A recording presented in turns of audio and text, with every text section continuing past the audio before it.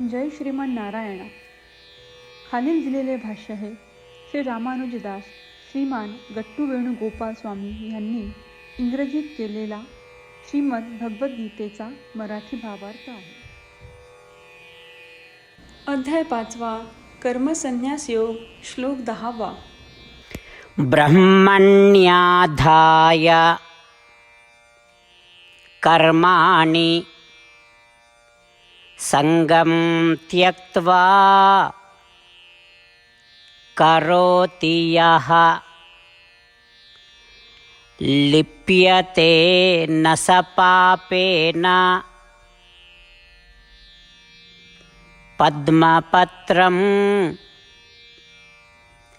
इवाम्भसा.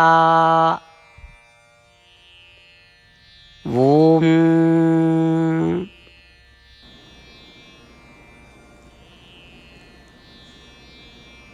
गीता आचार्य श्रीकृष्ण परमात्मा अर्जुनासह आपल्या सर्वांना कर्मसन्यास योग शिकवत आहेत. परमात्मा म्हणतात, अर्जुना, कमळाच्या पानावर पाणी शिंपडले तर ते थेंब ते पान ओले करू शकत नाही. त्या कमळाच्या पानावर कितीही पाणी पडलं तर ते खाली लोटतं, पण ते कमळाचं पान ओलं होत नाही. त्याचप्रमाणे जर तू या शरीरात आणि अनेक सांसारिक वस्तूंनी भरलेल्या या जगात असलास तरीही तुला कोणत्याही दूषित किंवा पापाने ग्रासले जाणार नाही. असे होण्यासाठी तू असा विचार केला पाहिजे की तू या शरीरात आहेस. तुझ्याकडे काही इंद्रिय किंवा अवयव आहेत. प्रकृती किंवा निसर्ग स्वतःच इंद्रिय बनते. येथे निसर्गाला ब्रह्म असे संबोधले आहे. तर या प्रकृतीने सर्व क्रिया केल्या जात आहेत, म्हणजे इंद्रियांच्या सहाय्याने सर्व क्रिया होत आहेत.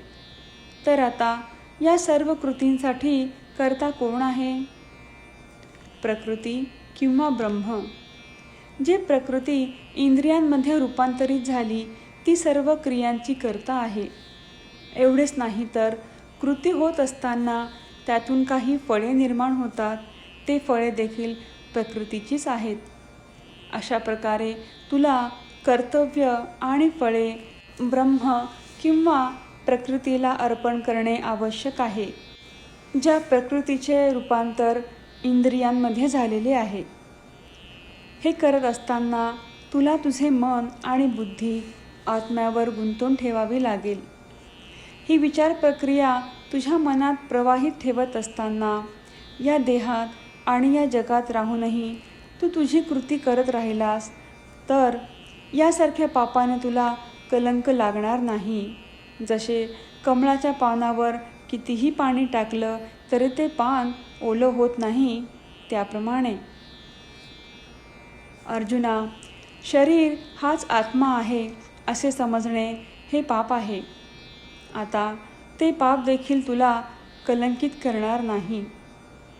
अशा प्रकारे श्रीकृष्ण परमात्मा आपल्याला कोणत्याही पापाने कलंकित होणार नाही याची खात्री करण्यासाठी आधी उल्लेख केलेल्या अर्थपूर्ण विचार प्रक्रियेसह जीवन कसे जगावे हे समजावून सांगत आहेत.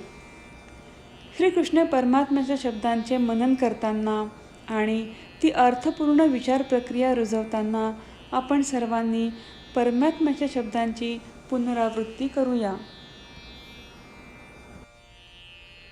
ब्रह्मण्याधाय कर्माणि संगं त्यक्त्वा करोति यः लिप्यते न स पापेन पद्मपत्रमिवाम्भसा. श्रीमद भगवद्गीतेचे संपूर्ण सार श्रीकृष्ण परमात्म्यांनी अध्याय 18 श्लोक 65 ते 70 मध्ये 8 गोष्टी करण्यासाठी दिल्या आहेत. श्रीकृष्ण म्हणतात, जे या 8 गोष्टींचे पालन करतात ते मला आवडतात. मी त्या भक्तांचे सर्व प्रकारे रक्षण करीन. श्रीकृष्ण परमात्म्यांनी सांगितलेली सर्व भगवद्गीता ऐकल्यानंतर अर्जुन म्हणतो, करिष्ये वचनम तव. अर्थात श्रीकृष्णा, तुम्ही सांगताल तसेच मी करीन. म्हणूनच श्रीकृष्णांनी अर्जुनाला सर्व प्रकारचे यश आणि विजय बहाल केले आहेत. परमात्म्याला आपले वचन देऊया की आपण या 8 क्रिया पाळू.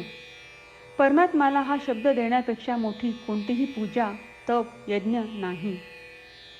ह्या 8 क्रियांचा तुम्ही सर्वांनी मनाने विचार करा असे मी म्हणेन. अशा प्रकारे आपण श्रीकृष्ण परमात्म्याला आपले वचन देत आहोत. आपण सर्वांनी श्रीकृष्णाच्या चेहऱ्याचा आनंद आणि सुख अनुभवूया. जय श्रीमन नारायणा. ह्या 8 क्रिया खालीलप्रमाणे आहेत. हे श्रीमन नारायणा, तुम्ही सांगितल्याप्रमाणे मी नेहमी तुमच्यावर चिंतन आणि विचार करीन. हे श्रीमन नारायणा, तुम्ही सांगितल्याप्रमाणे मी सदैव तुमचा भक्त असेन. हे श्रीमन नारायणा, माझी सर्व कृती तुमची सेवा आणि तुमच्या समाधानासाठी करेन. हे श्रीमन नारायणा, तुम्ही अनुसरण करायला सांगितल्याप्रमाणे मला खूप विश्वास आहे की मी तुमचा आहे आणि मी नेहमी हात जोडून तुम्हाला नमस्कार करीन आणि तुमची पूजा करीन.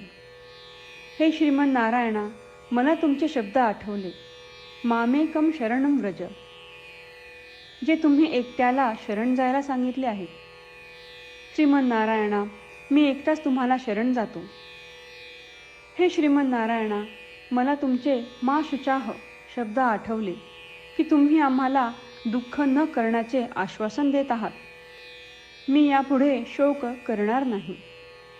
हे श्रीमन नारायणा, तुम्ही आमच्यासाठी श्रीमद भगवद्गीता देऊन आम्हा सर्वांवर कृपा केली आहे आणि आशीर्वाद दिला आहे. मी दररोज किमान 1 श्लोक वाचण्याचे किंवा ऐकण्याचे वचन देतो. हे श्रीमन नारायणा, तुम्ही गीता सर्व मानवजातीपर्यंत पोहोचवलीस. मी गीतेतील तुमचे दैवी वचन त्या भक्तांपर्यंत पोहोचवण्याचा प्रयत्न करेन जे गीतेला अपरिचित आहेत. हे श्रीमन नारायणा, तुम्ही सांगताल तसेच मी करेन. तुमच्या इच्छेप्रमाणे वागेन आणि तुमच्यासाठीच काम करीन. श्रीमन नारायणाला आपण वचन देऊयात की दररोज त्यांनी सांगितल्याप्रमाणे आपण आचरण करू. हीच एक महान पूजा आहे. श्रीमन नारायणा, करिष्ये वचनम तव. श्रीमन नारायणा, मी तुमच्या सूचनेनुसार वागेन. ब्रह्मण्याधाय कर्माणि संगम त्यक्त्वा करोति यः लिप्यते न स पापेन पद्मपत्रम् इवाम्भसा. ॐ ब्रह्मण्याधाय कर्माणि संगं त्यक्त्वा करोति यः लिप्यते न स पापेन पद्मपत्रमिवाम्भसा. श्रीमन्नारायण, करिष्ये वचनं तव. सर्वं श्रीकृष्णार्पणमस्तु. जय श्रीमन्नारायण. जय श्रीमन नारायण. सर्व भक्तांना विशेष विनंती. आपल्या जीवनातील सर्व गोष्टींमध्ये आपल्याला त्वरित आणि प्रभावी परिणाम हवे असतात. हे साध्य करण्यासाठी दररोज 1 मिनिट घालवू आणि नारायणास्त्रम वाचूया. नारायणास्त्रम मिळवण्यासाठी www.narayanaastram.org या नारायणास्त्रम वेबसाईटवर जा आणि नोंदणीमध्ये आपले नाव आणि ईमेल प्रदान करा. तुम्ही दिलेल्या ईमेलवर तुम्हाला नारायणास्त्रम PDF प्राप्त होईल. PDFमध्ये रामायण श्लोक, गीता श्लोक आणि विष्णुनाम आहे. या तीनहीला नारायणास्त्रम म्हणतात. प्रत्येकाला या श्लोकांचे वेगळेच संयोजन प्राप्त होते. जेव्हा प्रत्येकजण 24,000 भक्तांसह दररोज त्यांचे नारायणास्त्रम वाचतो किंवा ऐकतो, तेव्हा संपूर्ण रामायण पारायणाची 1 फेरी, श्रीमद भगवद्गीता पारायणाच्या 33 फेऱ्या आणि 24 श्री विष्णू सहस्त्रनामांचे फेरे पूर्ण होतात. दररोज असे केल्याने आपल्याला एक उल्लेखनीय आणि विलक्षण परिणाम जाणून येतो. म्हणूनच तुम्ही आणि तुमच्या कुटुंबातील सदस्यांनो ताबडतोब जा आणि तुमचे नारायणास्त्र मिळवा. जय श्रीमान नारायणा.